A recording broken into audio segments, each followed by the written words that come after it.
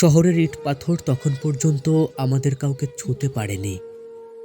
দেশের প্রত্যন্ত এক গ্রামে জন্ম, এমন এক গ্রাম যেখানে সকালে মিষ্টি রোদের আলো ঘরের চাল ভেদ করে আলো দেয়, পাখির কিচিরমিচির শব্দ কানে বাজে, যেখানে সন্ধ্যা হলেই নামে নীরবতা।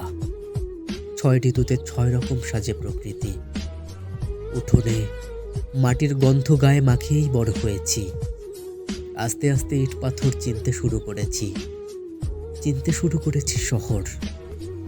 কিন্তু আমাদেরকে যেই শহর চেনালো, সেই মানুষটা আজও গ্রামের ওই নীরবতায়। এক মুহূর্তের জন্য মানুষটাকে শহর টানে না।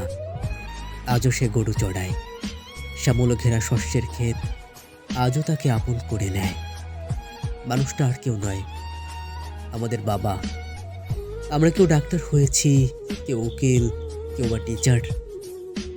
যেটা আমরা হতে চাইতাম তাই হয়েছি। আমাদের স্বপ্ন পূরণ হয়েছে, কিন্তু স্বপ্ন পূরণের যে কারিগর, সেই বাবার কি কোনো স্বপ্ন ছিল?